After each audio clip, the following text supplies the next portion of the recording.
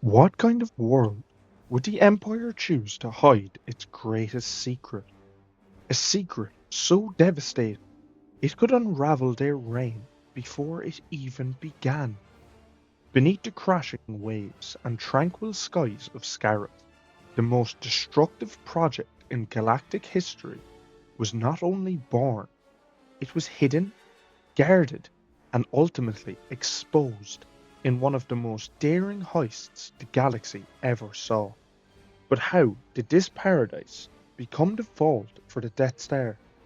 Why was the planet so heavily shielded? And what finally brought it all crashing down? Today, we unlock the secrets of Scarif, the hidden world that held the key to the Empire's ultimate weapon. What made Scarif the ideal place to build and bury the secrets of the Empire? Scarif was a tropical world in the Abrion sector of the southeast Outer Rim, remote, unpopulated, and far from the corridors of galactic power. But beneath this beauty lay something far more valuable, a mantle filled with dense starship-grade metals, perfect for Imperial construction. The Imperial installations on the planet were known to be one of the very few sites where pure, refined coaxium was stored, other than Mercy Island. Initially, a quiet world with a small resort, where visitors once sipped drinks like the Scarif slush, the planet transformed once the Empire arrived. Under the watch of Director Krennic and the Tarkin Initiative, Scarif was reimagined as a fortress, a vast construction hub, weapons research facility, and top secret archive, all centered around the Citadel Tower. But what were they trying to hide, and why did it require planetary scale defenses? If you're enjoying this deep dive into Scarif and its history, make sure to like, subscribe, and ring that bell so you don't miss our weekly Star Wars deep lore videos. Now back to the archives. How do you lock down an entire planet from intrusion, even from within the Empire itself? Scarif's defining feature wasn't just its data vaults or coaxium fuel reserves, it was its shield, a planetary deflector barrier that encased the entire world, impenetrable except for a single entry point, the Shield Gate, a Golan M3185 space station suspended in high orbit. This was no standard installation. Scarif was guarded by multiple Star Destroyers, TIE Fighter squadrons, and a security garrison under General Satoris Ramdan. Scarif was so secret, even the most high-ranking Imperial officers had no idea what it truly held. Inside the Citadel Tower, the Empire stored the complete digital record of its military projects, including the files of Project Stardust, the Death Star.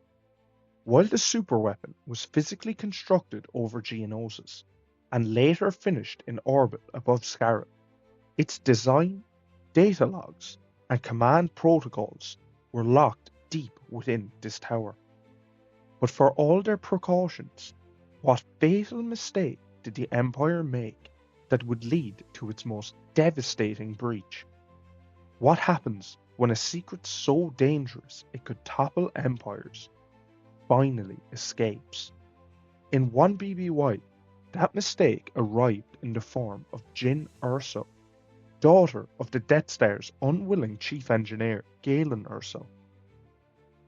With her father's knowledge of a flaw embedded within the Death Star design, Jyn led a desperate mission to Scarif alongside Cassian Andor, K2SO, and a ragtag strike team now known as Rogue One.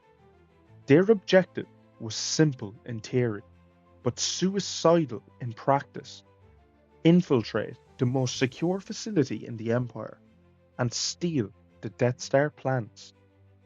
The operation ignited the Battle of Scarif, a turning point in the galactic civil war. While ground troops launched a diversion, Jin and Cassian broke into the data vault, extracted the plans, and beamed them to the rebel fleet above. The shield gate was destroyed in the process, and the stolen plans were successfully passed to Leia Organa, just moments before Darth Vader's now infamous pursuit aboard the Tantive 4. But what did it cost? And how far was the Empire willing to go to erase Scarif from its memory? Why would they destroy its own secret base? As the tide turned against the garrison, and Director Krennic watched his project unravel, Grand Moff Tarkin made a cold and calculated move. From orbit, he ordered the Death Star, now fully operational, to fire a single reactor ignition blast on Scarif. The blast incinerated the Citadel Tower, boiled the oceans, and sent shockwaves across the planet's surface, wiping out all witnesses and rebels in the vicinity, including Krennic himself.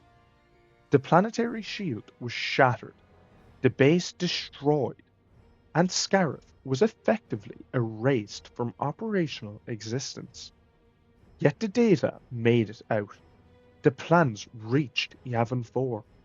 The flaw was discovered, and soon after, the Death Star would be destroyed at the Battle of Yavin by a young pilot named Luke Skywalker. But why was the Empire so confident in Scarif's invulnerability to begin with? And what other secrets might still lie buried beneath its ocean ruins? Today, Scarif stands as a scarred symbol of Imperial arrogance. A beautiful world repurposed for control, only to be consumed by the very weapon it was built to protect. Its name lives on through the few fragments of memory that escaped its destruction.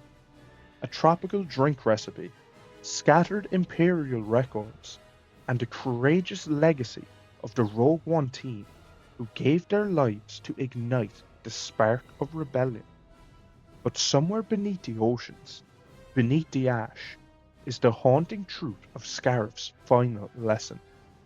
No matter how strong your shield is, the truth always finds a way through. But what do you think? Was the data leak on Scarif merely another example of Imperial incompetence? Let me know your thoughts in the comments below. Next week, we are diving into the history of Sereno, the birthplace of Count Dooku. You won't want to miss it. If you are enjoying the videos, become a member and let's uncover the galaxy's biggest secrets together.